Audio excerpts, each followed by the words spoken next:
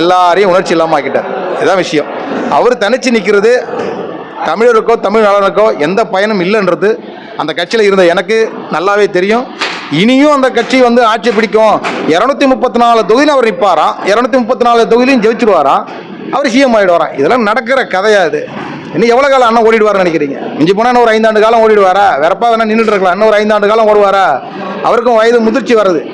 அதனால் இது வந்து சாத்தியமே இல்லை. 234 தொகுதியிலும் தனிச்சு நின்று வென்றதா சரித்திரமே இல்லை. இந்த நிலைப்பாடு அண்ணன் மாற்றி சின்ன சின்ன சமரசங்கள் பண்ணிக்கிட்டு தமிழ் தேசிய அமைப்பாக இருக்கட்டும், இல்லை ஏதாவது ஒரு கட்சியோட கூட்டணி சேர்ந்து ஒரு 10 எம்எல்ஏ 2 எம்பி அப்படி வாங்கி மக்களுக்கான பணி செய்து தன்னையும் தன்னுடைய கொள்கையும் மக்களிடத்தில் கொண்டு சேர்த்துட்டு அதுக்கப்புறம் நேரம் மக்களையே இன்னொரு 20 சீட்டு கொடுத்து அடுத்த முறை தனிச்சனாலும் மக்கள் ஆதரிப்பாங்கன்றத என்னுடைய கருத்து. அந்த கட்சியில் இருக்கும்போது இதுதான் என்னுடைய கருத்து. இன்னைக்கு நான் வெளியே வந்து தமிழக வாழ்வுரிமை கட்சியில் நான் செயல்படும் போதும் ஏன் சொல்கிறேன்னா, இதை அவர் மாற்றிக்கணும்னு நினைக்கிறேன். அந்த தமிழ் தேசியமும் வளரணும்னு நினைக்கிறேன். அண்ணன் வேல்முருகன் எப்படி வளர்ச்சி அடைஞ்சு இன்னைக்கு ஒரு எம்எல்ஏ இன்னும் அடுத்த நிலைக்கு போகிறாரோ அதே மாதிரி அவரும் வரணுன்றது என்னுடைய வேண்டுகோளாக இருக்கும். இன்னும் சொல்ல போனால் நாம் தமிழ் கட்சியில் அனைத்து உறுப்பினர்களோட வேண்டுதலாக கூட இது இருக்கலாம். ஆனால் தலைமை நிலை பொறுப்பாளர்களோ அண்ணன் சீமானுடைய விருப்பமும் இது இருக்காது. இறுதியாக ஒரே ஒரு கேள்வினா, இப்போ பார்த்தீங்கன்னா சென்னையில் வந்து அண்ணன் வந்து சிவானந்த சாலையில் ஒரு மாபெரும் நிகழ்வு ஒன்று ஆர்ப்பாட்டம் பண்ணியிருந்தார். தமிழர் வேலை தமிழருக்கு வட மாநிலத்தவர்கள் வந்து இங்கே வாக்குரிமை கொடுக்கூடாதுன்னு சொல்லிட்டு ஒரு மிகப்பெரிய ஆர்ப்பாட்டம் ஒன்று பண்ணியிருந்தார்.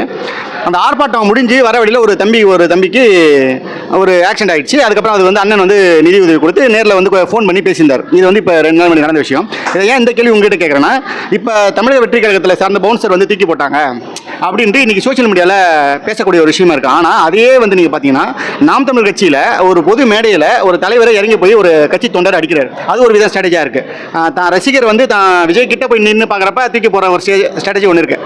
அண்ணன் வந்து வேலுமுருகன் வந்து தான் பாதிக்கப்பட்ட தம்பிக்கு உடனடியாக உதவி பண்ணி ஃபோன் பண்ணி பேசுகிறாரு. புரியுது. அதான் நீங்களே சொல்லிட்டீங்க, இன்னும் அண்ணன் பக்குவ போலன்னு தான் அர்த்தம். அண்ணனுக்கு அதீத கோபமே அவருக்கு ஆபத்துன்றது விரைவில் தெரியும்.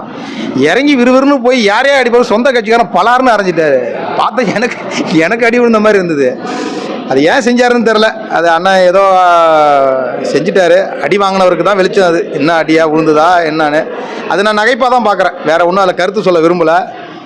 அவ்வளோதான். அவர் வயசு முதிர்ச்சி ஆகிடுச்சிங்க. இனிமேல் இந்த மாதிரி தான் பதட்டப்பட சொல்லும், இனிமேல் இந்த மாதிரி தான் திரு இறங்கி ஓட சொல்லும், வார்த்தைகள் நிறைய மாறும். அது தெரியுமில்ல, 40 வயசுக்கு மேலே என்ன குணம்னு சொல்லுவாங்க, அந்த குணம் வந்திருக்கலாம். வேறு ஒன்றும் அதில் கருத்து சொல்கிறதுக்கு ஒன்றும் இல்லை.